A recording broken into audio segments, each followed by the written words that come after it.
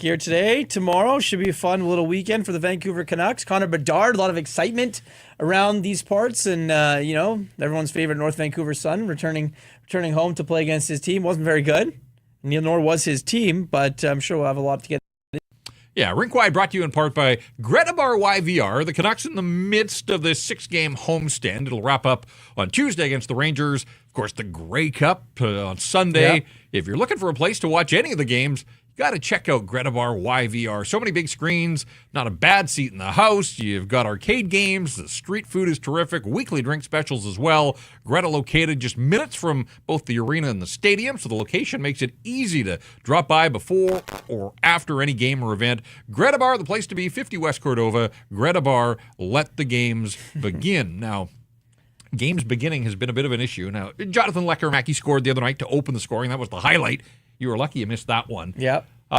This one had a bit of a similar feel, though, not in the Canucks jumping out to a 1-0 lead. Old friend Ilya Mikheyev, of all people, opening the scoring.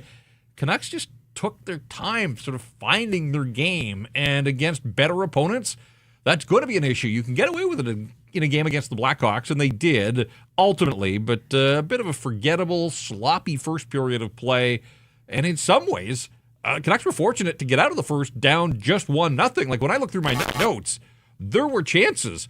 Craig Smith rattled one off the post at 1-0. Mikheyev and Foligno came in 2-on-1. They couldn't build on the lead there. But Artur Silovs, who was one of the storylines coming into this game, getting a rare start without a victory heading into the night, he can put a win in the win column. So you feel good for him. And he did his part. Again, the Blackhawks had opportunities.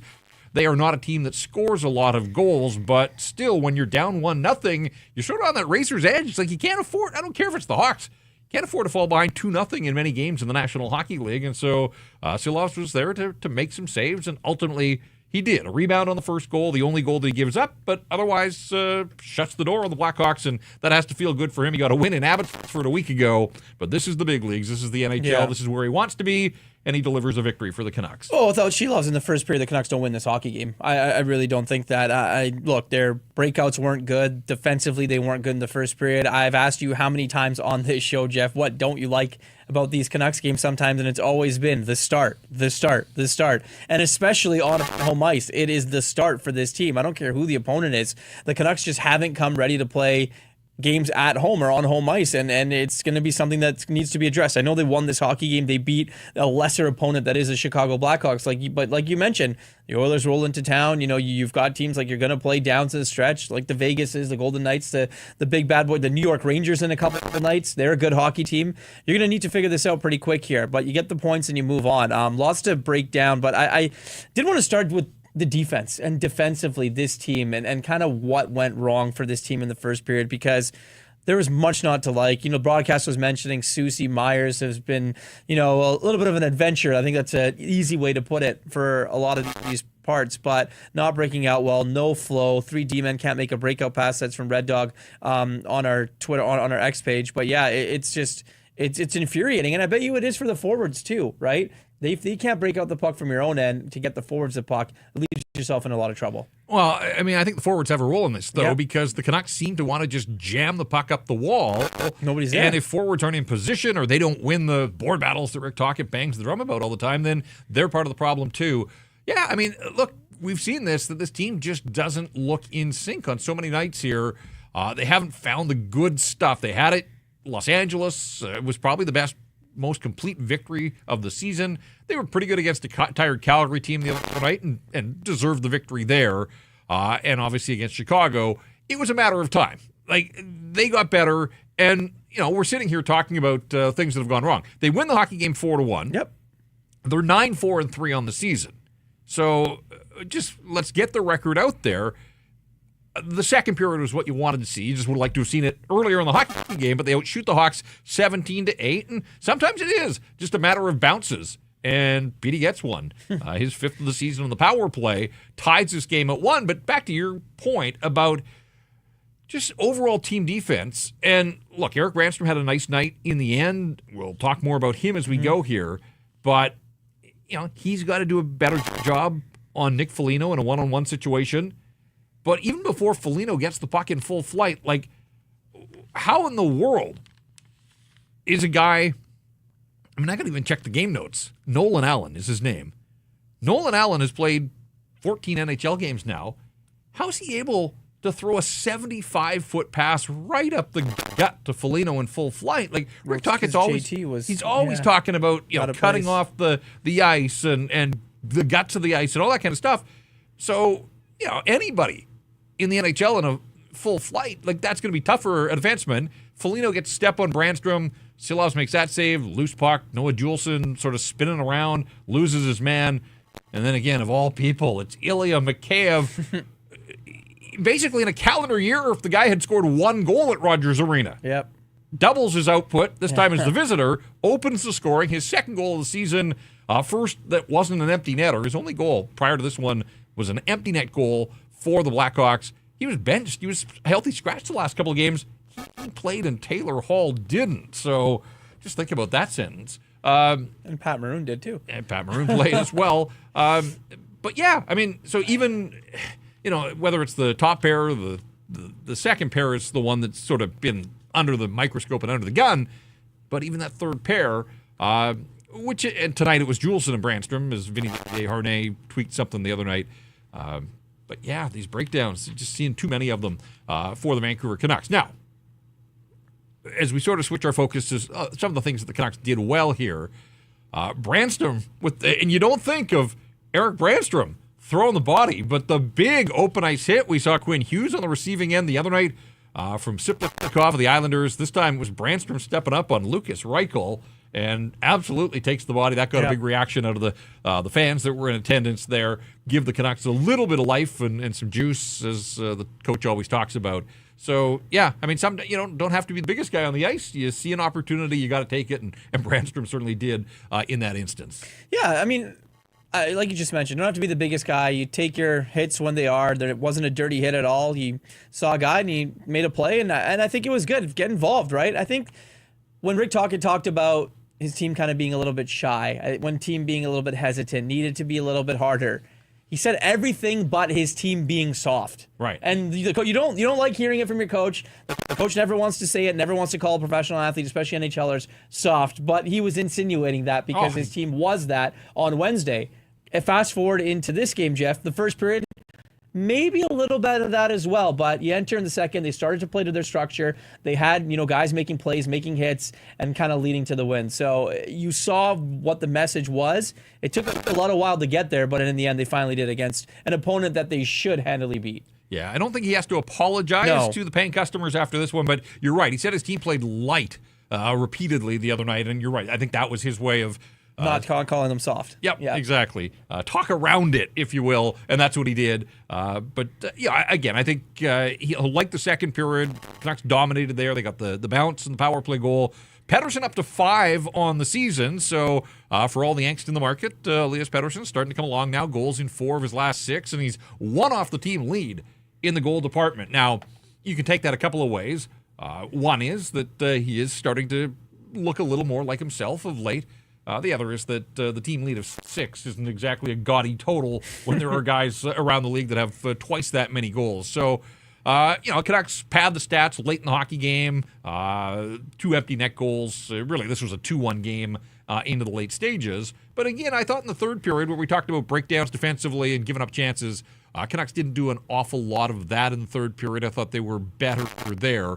And we should mention as well, this Blackhawks team, this is 5 straight games now, Irf, that they have scored exactly 1 goal in regulation. They managed to beat Minnesota 2-1 in overtime last weekend, but 5 games where in the first 60 minutes of regulation play, they have scored 1 goal and 1 goal only. Like, that's a tough way to live in the best league in the world. Well, and there's no wonder you see the report from Elliot Friedman kind of talking about Connor Bedard getting a little pissed about what's going on there in Chicago, and that's exactly one of the reasons why. I mean, it's going to take some time for them to surround him with good players. Benching Taylor Hall, I don't think was the answer. He is a good player and can play at the National Hockey League level. There are players on that team that probably shouldn't be playing at the National Hockey League level, and they're going to have to find ways to improve that roster. But yeah, frustrating time. The kid from North Vancouver, he didn't really have a good night at all. He got absolutely owned in the face-off circle.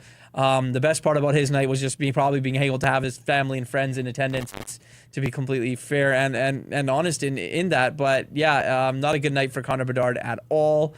But this one was about the Canucks, right? In the second and third period, and they were able to take it to them and go and beat their opponent. Lots of people in our chats and different social channels talking about completely different things. Sapporo J likes the 107-point pace, but hates the process of getting there, right? Like this, there's someone else that mentioned something as well, caught my eye. It was the Canucks grinded out an ugly road win at home.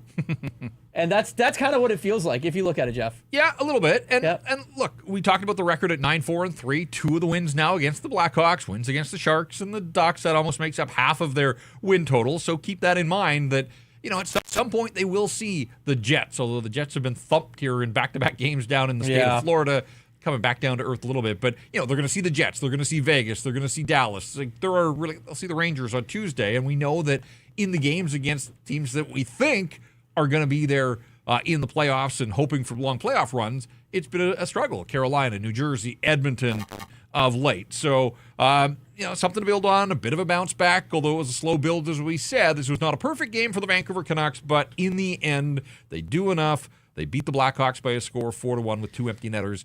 And the home record now, 3-3-3. We do a stat that stands out. That's not it, but that one does jump out. 3 in each of the NHL's columns now for the Vancouver Canucks on home ice. So they're right back at it tomorrow night, a chance to get that 4th victory. And again, another struggling opponent coming in Nashville. We'll talk about that a little bit later on. Let's get to the 3 stars of this hockey game. We like to select our own 3 stars here. The 3 stars in the building, Elias Pettersson, and then the 2 goaltenders, Artur Silovs and Arvid Soderblom. The Canucks seeing backup goaltenders in each of the last 2 games, although Semyon Varlamov, with a solid NHL resume. And Soderblom coming into this thing, his numbers were off the charts good, and in fact, he gives up 2 and then the 2 empty netters. So, he did his part when the Canucks were starting to turn the tide there in the second period. We're going a little different, though. We'll go Petey again. I thought, you just look at his night. The power play goal, 3 shots on goal, 6 attempts. So again, puck on his stick in the offensive zone. And then in the faceoff circle, absolutely crushes it. Goes 9-2 on the draw. So he was engaged. He was making things happen.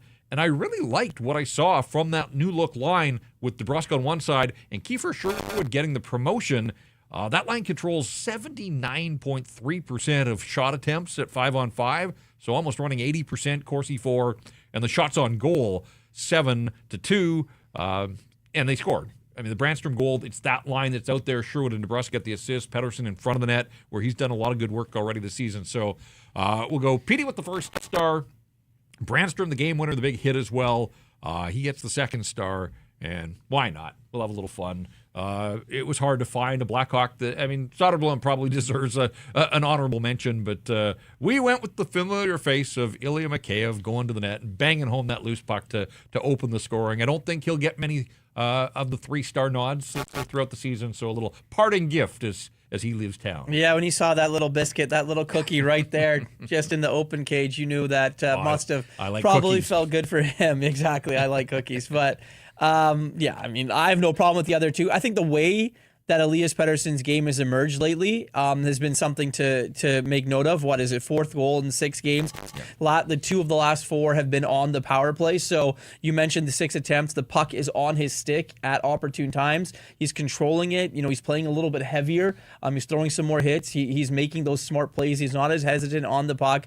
A lot of people, for early parts of the season, myself included, we wanted to see where the evolution was. But look, I really do like Kiefer Sherwood on that line. I think that he brings a completely different element. He may not be as skilled as some of the guys that have gone up there and played on that line, but he goes and gets the puck. He's tenacious on that forecheck. And sometimes guys that are so skilled and play in that center position, they want guys that are going to go and get them the puck. You compare it to, Henrik Sedin and Daniel Sedin. Alex Burrows on that line would go and get the puck. Yannick Hansen, when he played up lineup and played like that, he would be a guy that would go in on the forecheck and go and get the puck. Kiefer Sherwood is that guy. He's not going to see a million points and assists on the score sheet for him. He's going to throw his weight around, and he's going to do the little things, the intangibles that make him, be rewarded and play up in the lineup. So, yeah, I would be surprised if he gets taken off that line anytime soon. Yeah, sees his former team for the first time tomorrow, so I would imagine that'll give him a little more jump. Not that he needs it. 5 more hits for Kiefer Sherwood, and that goes along with 5 shot attempts as well. So we talked about Petey and his shot attempts. And look, it's been a tough go for Jake DeBrusk. We talked about him a fair bit on the last episode of Rink Wide. He gets an assist. He had a great chance early in tight on the backhand. Wasn't able to convert there. Still hasn't scored a home ice goal, but he had 8 shot attempts. So that's what I want to see from Jake DeBrusk. I think it's about following the process. Yeah, you want goals from him. He was brought here to score goals. Hard to score goals if you're not shooting. So I'll take an 8-shot attempt night. Now, only 1 shot on goal, so still some work to be done there. The 2 that whistled wide are his best chances. The one over the net and then the one that kind of got deflected, but yeah. But I think that's a positive playing with Pettersson and Sherwood.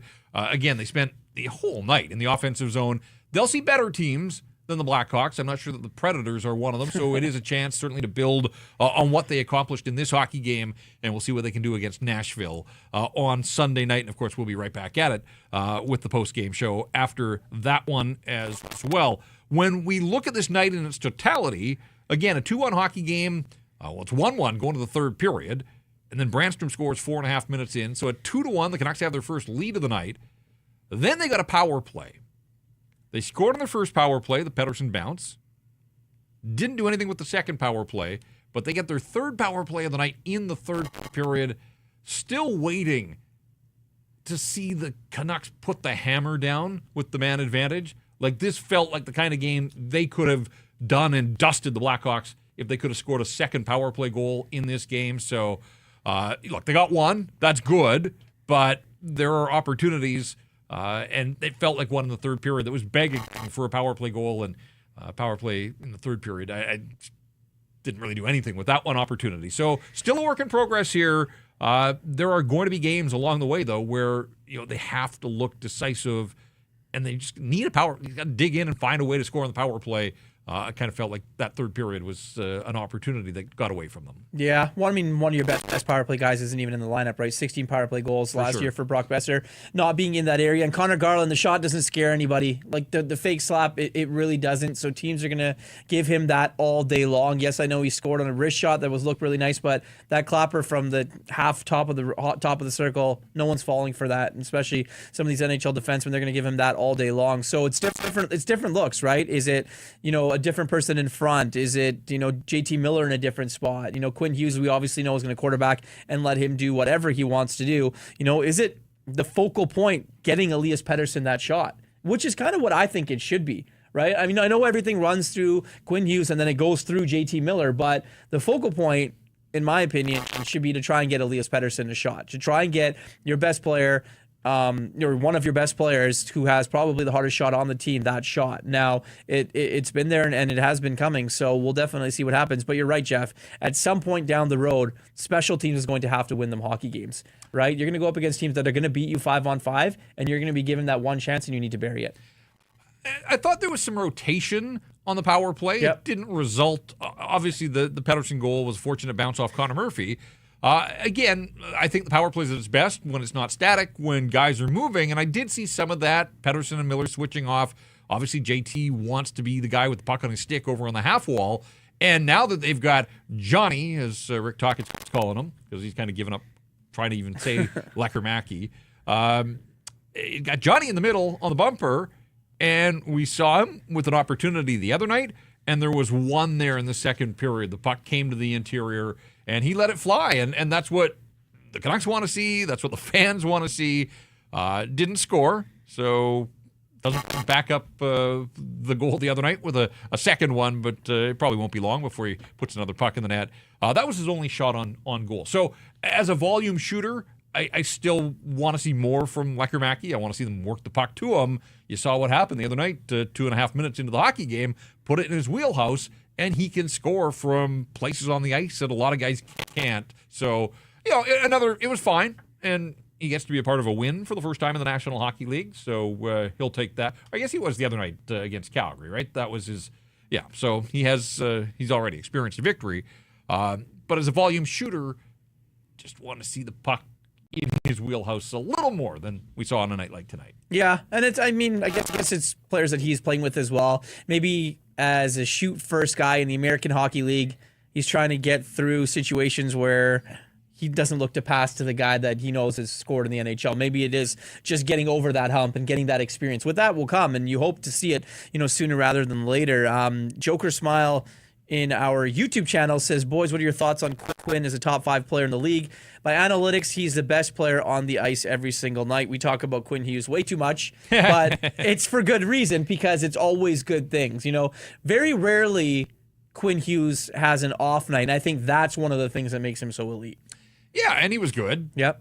But that's the baseline, right? Yeah. You just expect that he's going to be good every night out. Some nights he's exceptional. This didn't feel like a night where he absolutely controlled the game. No. It was on a string for him, but he plays 26 and a half minutes. He has gets an assist. Yeah, has an assist. What did he end up with? 8 shot attempts. So again, that's you like to see Quinn Hughes with the puck on his stick in the offensive zone. But as I like to look through my notes, most nights I've got 2 or 3 things that Quinn Hughes did that stuck out. Mm-hmm. This sort of felt like a pedestrian night where he did enough to help the hockey club. But I don't think this one's going in his highlight reel as one of his better games of the night. And look, they're 15 games into the season now, and he's had some nights where he has been absolutely brilliant. But, yeah, I mean, based on the start to his season, top 5 player in the NHL. Like, there are a lot of people that think he's the best player in the NHL. It's a long season. Can he keep it at this level? I guess time will tell. The other thing, too, is, and we've made this point before, like, the Canucks really did have it easy in terms of days between games through the first 14. This is the first set of back-to-backs that they encounter on the season. They played their first 14 games in 36 nights on the calendar. Their next 14 are coming in 29. So it's starting to get a little more condensed and compressed, and we'll see if everybody on this team is able to keep their game at a high level. Getting Dakota Joshua back, there's, when I was talking about Karamaki experiencing a victory, obviously a tough night for Joshua the other night. So I'm sure he enjoyed this one a little bit more.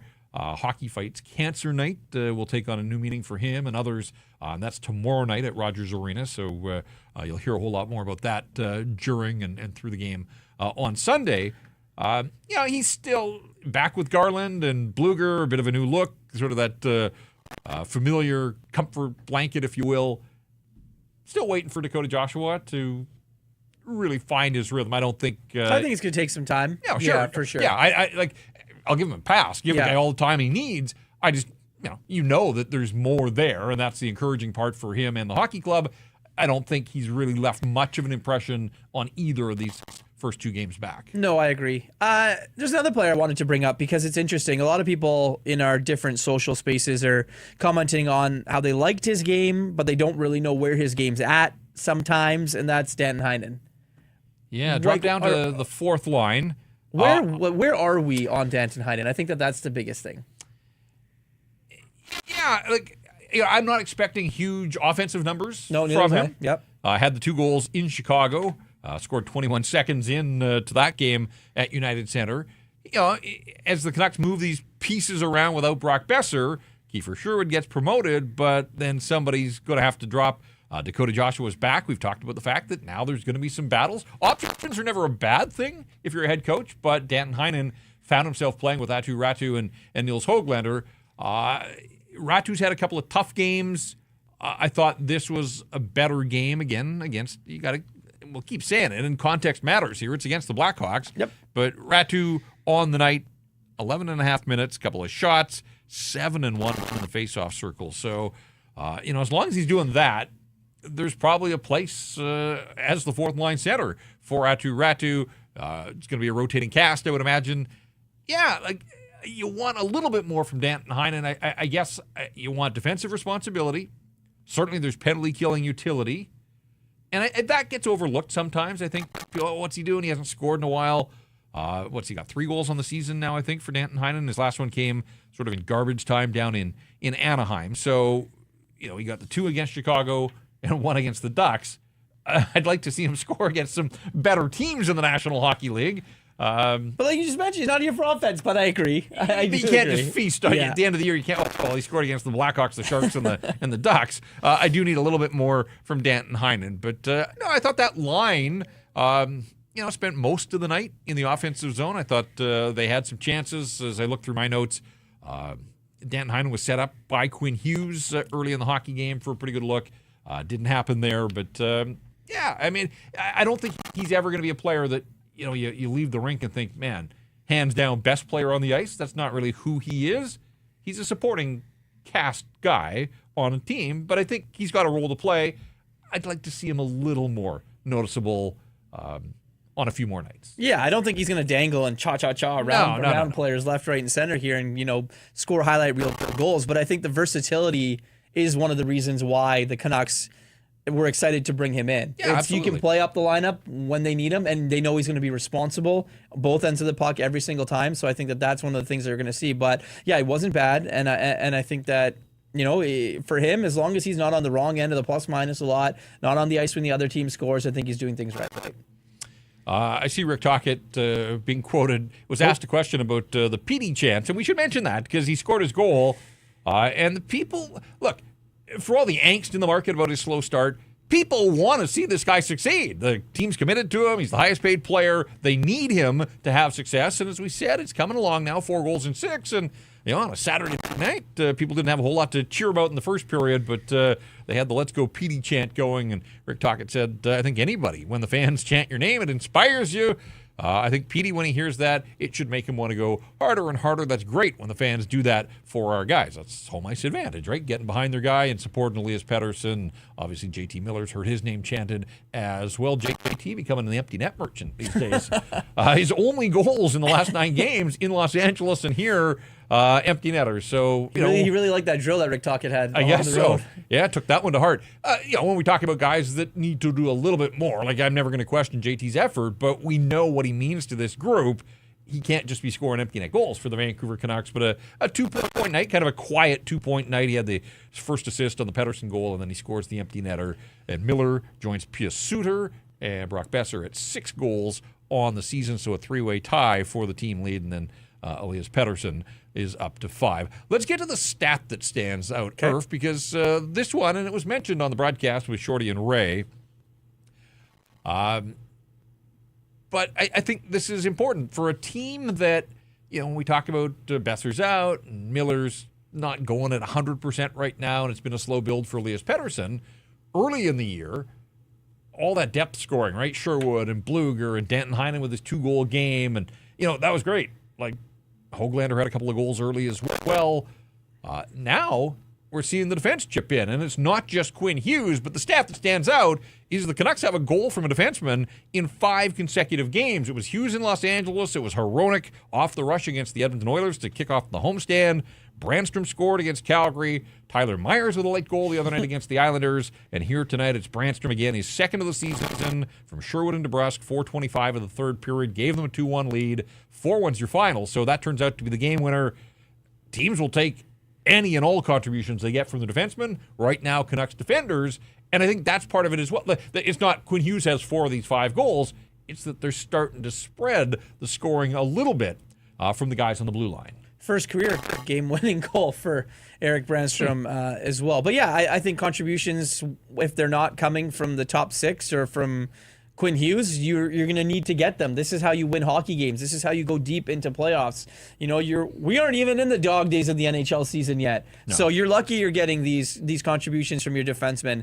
I'd like to see more from Carson Soucy. I think as everyone that watches this and watches the Vancouver Canucks will definitely like to see shooting the puck more, being more engaged a little bit, just being a little bit more responsible in your own end. But hopefully that'll come.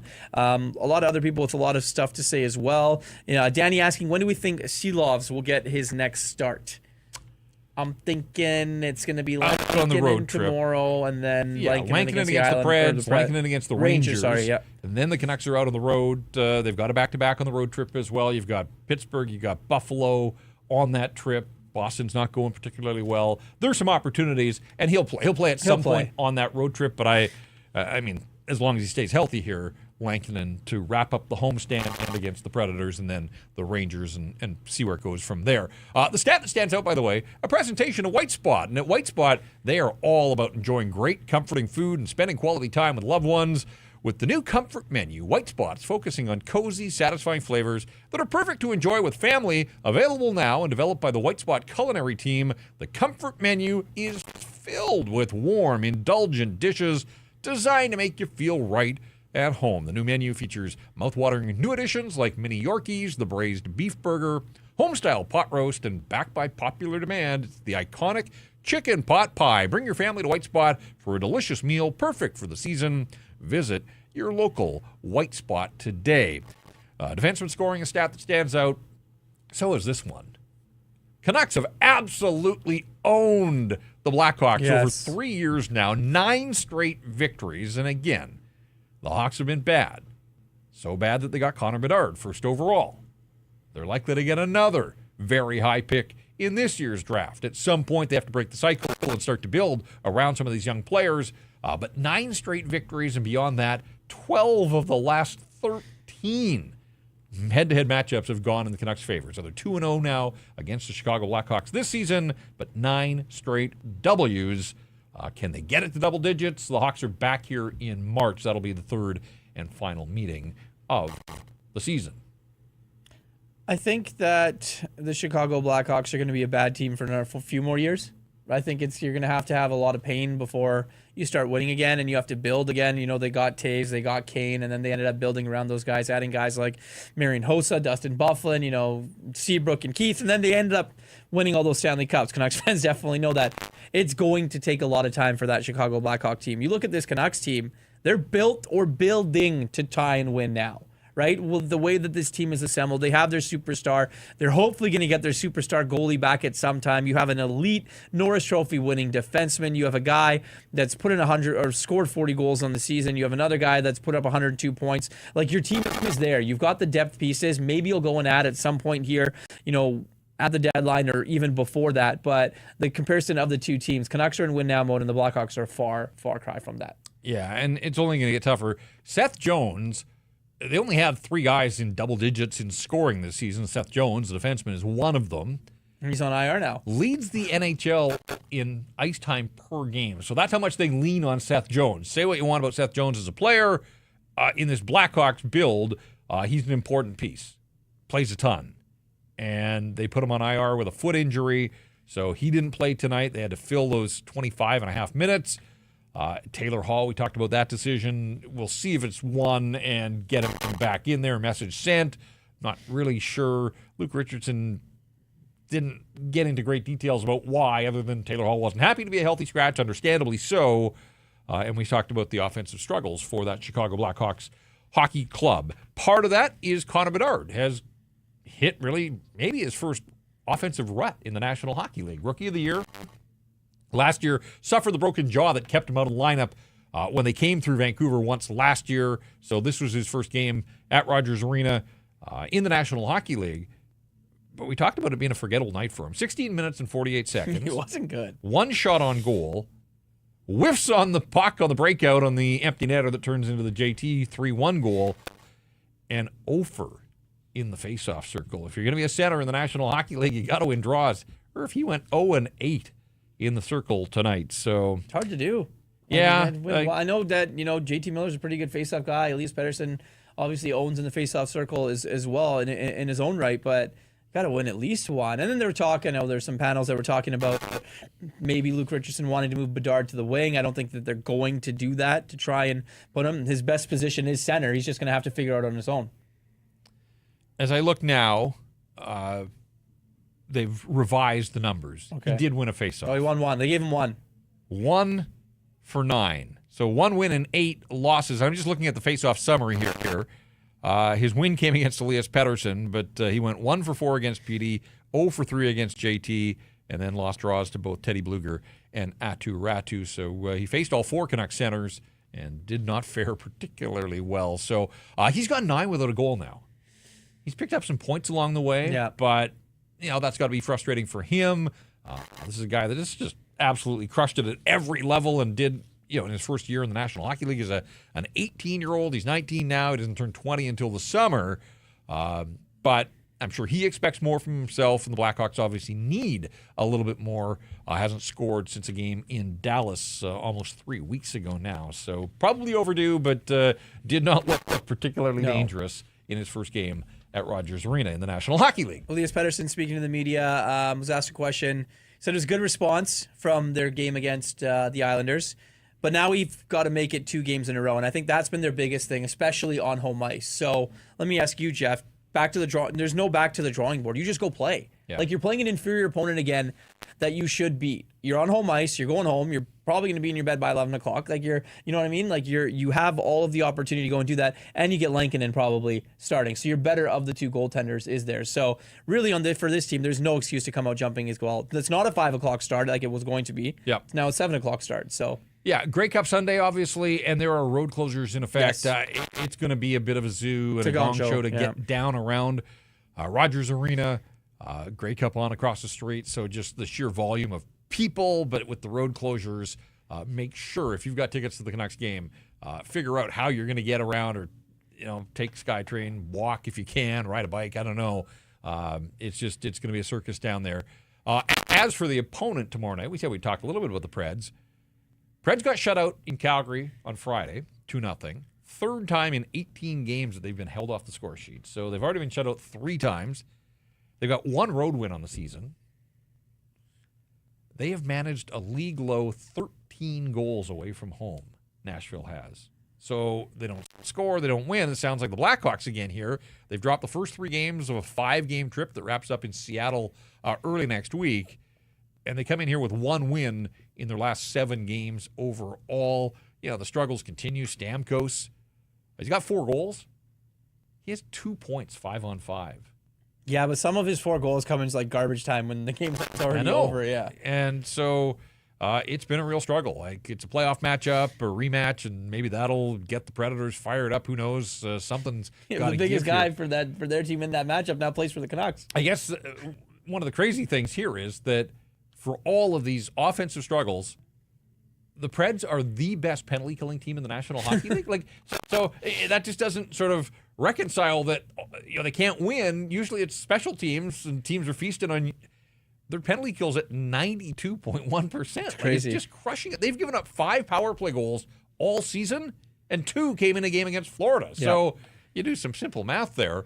It's been a no-go zone for teams facing the Predators on the power play, but all the other areas of their game just stink. So we'll see what we get from the Nashville Predators on Sunday. And if you're the Vancouver Canucks, I would imagine they would tell the players with back-to-back games, again, all these road closures, like, don't you dare come down to the rink until game time on Sunday. So I don't envision a morning skate for the Vancouver Canucks. I think it'll just be show up and play on Sunday and get the job done and see if they can't build on it and string together, a solid weekend here and then a chance to try and wrap up the homestand against a much tougher opponent in the New York Rangers on Tuesday. The Canucks aren't scoring a ton of goals. We talked about that. When the leading scorers have 6 goals, they haven't pumped opponents. Like, this one looks like a runaway, right? But the 2 empty netters, that'll pad some individual statistics. But the offense is still a work in progress. I think a part of that is this power play that scores here and there, but you think back to the first 15 last year, they had the best power play in the NHL, or one of them, scoring at another. And maybe we have to stop comparing this year's team to last year. Like, last year's team scored at an outrageous rate. They got all the bounces, feasted on the power play. But it's the same. But you mentioned the power play. It's the same guys. I know, but it's also the same guys that struggle down the stretch in the playoffs, right? So it was cooking in the first 20 or 25 games last year, and so I think you just have to recognize that it was fun while it lasted, but there is still some work to be done there. And yes, getting Besser back will help. Get every day people asking any updates. There are no updates. That people, you'll know when he hits the ice for the first time. You'll know, but he hasn't been on the ice. I'm not even sure he's been working out. Saw him at the rink the other day briefly, but I don't think it's going to be soon. Yeah, which is really unfortunate. And we hope he's okay. Yeah. Compounded by the fact that Tanner Jeannot served his 3 games back in the Kings lineup, and scored against the Detroit Red Wings, and so that's frustrating too from a Canucks perspective. That deemed to be a 3-game suspension, and that's it. I imagine that Ryan Reeves is going to be hearing from the league after his hit on Darnell Nurse. And did you see that one earlier today? That was high and clear headshot there. So see what the league has to say. I mean, you just spin the wheel, right? Throw darts and Nobody can figure out what Department of Player Safety is figuring, so we'll wait for a ruling there. Doesn't involve the Vancouver Canucks, so we won't worry too much about that one. But as we look around the National Hockey League on this Saturday, and games that involved other teams in the Pacific Division, Oilers in Toronto, McDavid on the big stage, Scotiabank Arena on a Saturday night. Not the most famous guy in Toronto, though. Well, maybe the most famous guy. But, Taylor Swift taking over the city there. So lots of star power in TO this weekend. And the Oilers and the Leafs went back and forth. Ultimately, it was Mitch Marner in overtime. 4-3 was the final there. The Kings did beat Detroit by a score of 4-1. So, the Canucks up to 21 points on the season now. But there's still a kind of big pack there. Like, there isn't a ton of separation in the Pacific Division. We'll see how it goes. It's, again, a long season. But Vegas leads the division with 24 points. LA is second. Maybe that's a surprise to some. The Kings with 23 points. Vancouver at 21, holding down the third spot. Calgary Flames have 21 points, and the Oilers with their single point tonight up to 20 now. So 5 teams separated by 4 points at the top of the Pacific Division. All right, Grey Cup takes over Vancouver on Sunday. Canucks at home to the Nashville Predators, so a busy, busy day in this city and down and around the arena district, the stadium district, whatever you call it. It's time for our line of the night. Yes. Where are we going here? The Bet365 line of the night. Yeah, this portion of our show brought to you by Bet365, proud partner of Sick Harrison Price Canucks Conversation. Jeff, obviously, you and I here at Rink Wide Vancouver. Open an account and use the code NATION, and you can bet on a huge range of markets on Bet365. Whatever the moment, it's never ordinary at Bet365. I was going to go to the Grey Cup because it's Grey Cup Sunday. Let's go back to 1994. The Canucks and the Rangers on the money line, both to win ahead of their matchup on Tuesday. So Canucks over the Preds, Rangers taking care of business against the Seattle Kraken, who beat the Islanders earlier, but put a couple of those together, and it's a decent chunk of change. Yeah, I wonder how often teams see that the Kraken doing the New York double dip on the same weekend, right? Like, to get the Rangers and the Islanders both out on the West Coast at the same time, and then to have them on back-to-back days. So, yeah, I guess with the Kraken being in the league now, it changes road trips a lot because the Eastern teams would come and just do the California, and then they would just come and do Canada and maybe another team. But now it's completely different. So, yeah, the Kraken have thrown a wrench in there. Yeah, and Kraken, Vegas in action, hosting Washington on Sunday as well. So Pacific Division teams busy on Grey Cup Sunday as well. Want to take a second here to remind you, if you haven't already, we would certainly encourage you to take part in our Canucks Army survey. Rink Wide, we always talk about wanting feedback. Canucks Army, we're looking for feedback as well. And we've got an online survey. It's quick, it's easy, and if you fill it out, you can win one of the $250 Fanatics gift cards that are up for grabs. So we want to know what you like, Rink Wide Vancouver. What you don't like, I don't know. I can't imagine there's much. But no, we want honest feedback. And so we certainly encourage you to get in there, fill out the survey, check out our socials. You can click the link in our chat or go to our show description on YouTube or the podcast. Fill out the survey. You'll be entered to win one of a handful of $250 Fanatics gift cards that we've got to give away. The survey is open through the end of the month. So you got a little time still to get it done. Vancouver Canucks get it done against the Chicago Blackhawks. 4-1 was the final score, up to 9-4-3 now on the season. I think I said they had played 15 games. If that math is correct, they have played 16 games. And on Sunday, they'll play their 17th game of the season. The Canucks and the Preds at 7 o'clock. And, of course, we'll be back afterwards. I would imagine, outside of Kevin Lankinen, don't touch a winning lineup. They don't have a lot of options up front. They only got 12 forwards on the roster. Vincent Desharnais, who tweaked something against the Islanders the other night, missed practice on Friday, skated this morning on his own, and certainly looked mobile. I mean, he could be an option, I guess, if you wanted to go back to him. But my sense is that why rush it if he was not quite ready to play today?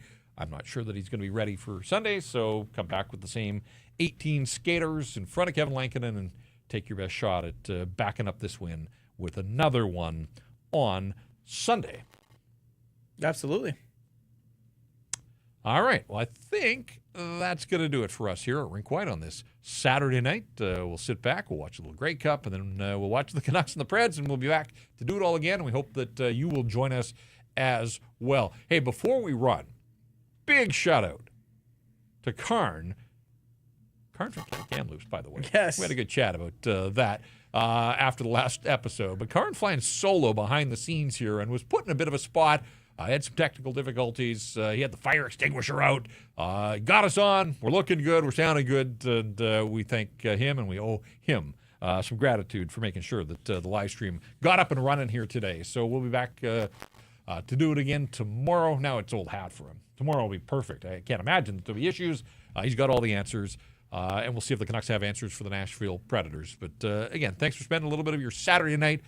For Karn and for Irf, I'm Jeff. We'll be back to do it again tomorrow. The final score one more time. It was the Canucks 4, the Blackhawks 1. You've been watching and listening to Rink Wide Vancouver.